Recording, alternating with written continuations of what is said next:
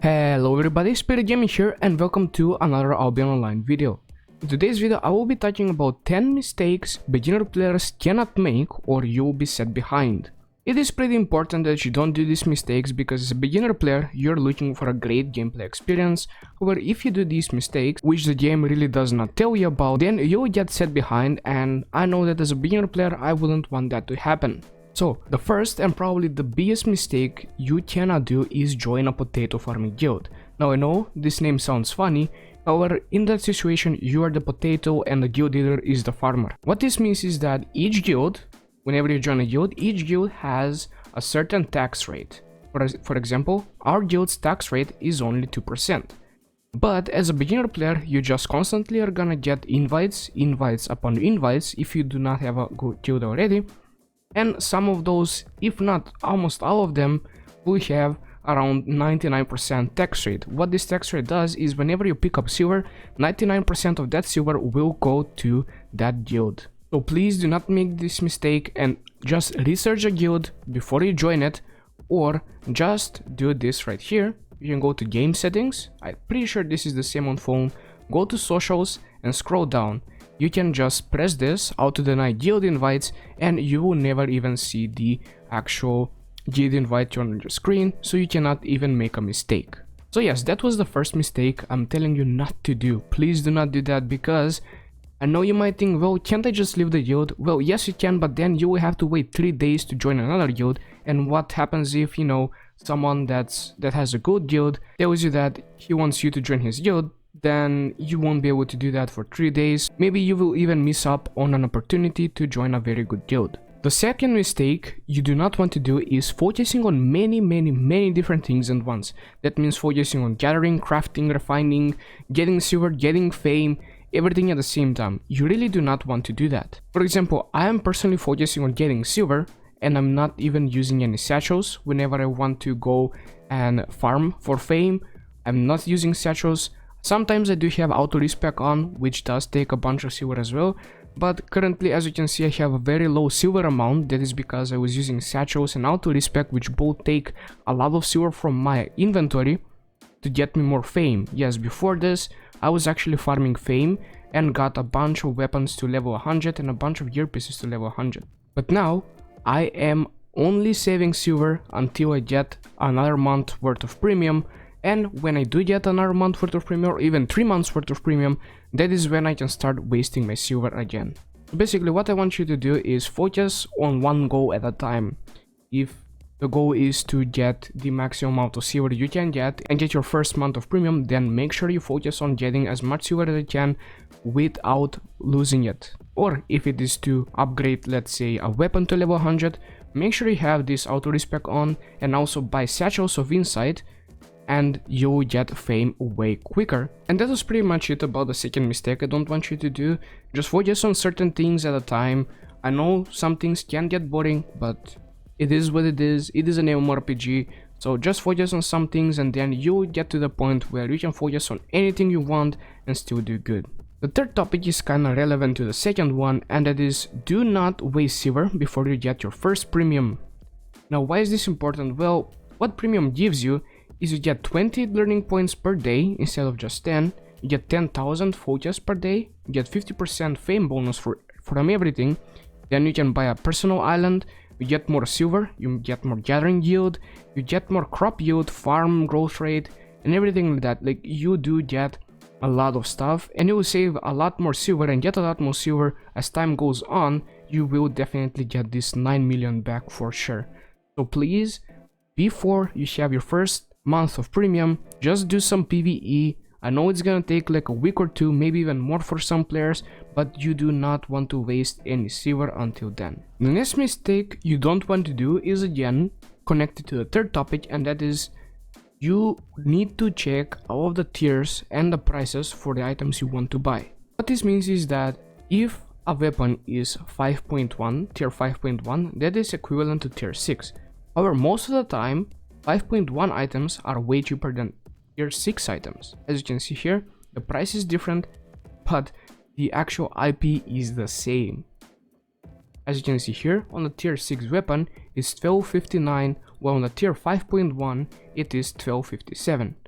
2IP does not make even a slightest difference for especially the price of over 100,000. Well, a bit less than 100,000, but still, you do want to check every single price for 6.1, tier 6 items, tier 5 items, tier 4 items, whatever you want, whatever item you do buy, please check all of these right here, because maybe a higher tier will be less expensive than a lower tier. The next mistake I'm gonna talk about is pick your fights when you start doing PvP in the beginning. I mainly say this because I know I took some fights that I shouldn't have and lost a lot of gear pieces, and that set me behind quite a bit. But whenever you go into the red zones or the black zones, it's full loot PvP, so if you die you will lose all of your stuff except the silver and gold, but all of your items will be gone. What this means is that you really need to pick your fights. Do not fight 2v1, do not fight 3v1, or do not even fight people that have more item power than you. You just want to avoid those fights, because as a beginner, if you lose a lot of items, it is gonna set you behind quite a bit. The next topic I'm gonna talk about is food and potions. These two things are probably one of the more valuable things that you want to get always, whether you do PvE, PvP, crafting, or even gathering. For each thing you do in this game, there is a food for it and there is a potion for it. For example, if you do want to go gathering, you will really want to use this food right here, which is the goose pie, or way better, the pork pie. What this does, whenever you gather, you will get more gathering yield and your load capacity will be increased by 30%, making it so you don't have to travel from city to a zone more often, so basically you will save a lot on time and in general get more silver for it. Or maybe you want to boost your damage, well in that case you can buy a mutton stew, or even better, a beef stew, and it will increase your damage by 13.5% for 30 minutes. Or maybe, for example, you do not have any sustain and you're doing PvE dungeons, then you definitely want to buy cabbage stew, so your out of combat health regeneration is increased by 270%, so this will really help you just steamroll through any PvE dungeon. The same goes for potions. Maybe when you're gathering, you do want to have invisibility potions just in case you get ganked and killed, you just want to escape. This potion is really useful for that. Or for example, if you're a healer, you do want to use resistance potions since you will get focused the most. What resistance potions do is they increase your crowd control resistance by 90% and also your defenses by 47%. This is mandatory for most healers to use. However, let's say you're not a healer and you do still need heals, then you can just go for a healing potion, or even just an energy potion if you run out of energy very fast. However, I do want to talk about the lower tiers as well, since they are very good as well. For example, even when you're rich, even the richer players still use tier 4 potions for dungeons, since the main reason they use them is for the resistance reduction on the enemies. Now that is it about this topic. I just want you to remember that even 1000 silver is very worth it to kill a big boss that's gonna give you 10,000 silver or more. Or even if you just want to use food, it is mandatory you use food, actually, not just if you want to, because it's gonna help you through PvE, PvP, gathering, crafting, refining, and everything that is gonna help you quite a bit. So make sure to use food and potions always. The next mistake I'm gonna talk about is never go into full loot PvP zones if you do not have the silver to buy at least 5 sets of the current set you're wearing. So for example, if I'm wearing a very expensive set, which I'm not now, I'm always looking to see if I have enough silver to just change into another set and buy it upright without wasting any time to go farm for it again. You just want to save up a lot of silver before you go into black and red zones. I know this is a very quick tip, but it is very important because it can set you behind quite a bit. The next topic I want to talk about is get your settings done. Please just look into all of these settings, get your preferences done, because I know that a lot of settings can give you a big competitive advantage. I will for sure do a video about the settings, my settings especially, but I know that a lot of people have different settings, so just make your preferred settings and scroll through all of this. I know there are a lot, I know that some of them can be quite interesting and you might not know what they do, but still you just want to go into the settings and just make everything as it should be. The next mistake I'm gonna talk about is the learning points. You can only obtain learning points once a day. You get 20 learning points if you do have a premium active, and you get only 10 learning points if you don't have it. Now these are very great since they can just increase the level of a gear piece. However, you really do not want to use them on any gear pieces since getting a gear piece up is very easy and using a learning points on them will just be a waste. What I recommend you to do is, even if you're not a getter, just save all of the learning points and use them for the gettering professions. For example, I know that to get to tier 6, it's gonna take me a lot.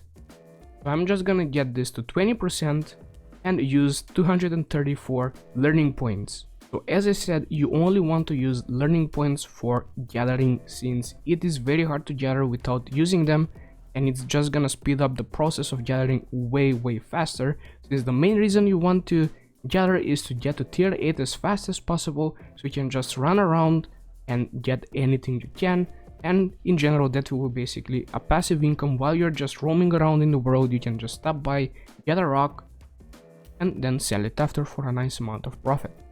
And the last topic I want to talk about is use your focus. The maximum amount of focus you can get is 30,000, and this is the max. So for example, if I have 30,000 right now and I log in tomorrow, I will miss out on 10,000 focus. Now you can use focus for most things that require crafting or refining, but you definitely want to use at least a bit of focus so you just don't waste. For example, even if it's just to craft gravarite blocks, like just use it. You will get a lot of materials back, and I'm telling you, just use it. Do not waste any of your focus. It is very important that you don't. And yeah, that was pretty much it. If you have any other questions, make sure you comment them down below. Join my Discord where you can ask me directly. Watch my streams every Monday, Wednesday and Sunday. I'm really changing my schedule, so I cannot tell you the schedule right now, but you should just go to my twitch.tv/spirit_gaming TV and maybe ask me live right there. But as always, thank you all so much for watching. Subscribe for more Albion online content, like for more videos like this one, and bye bye until next time.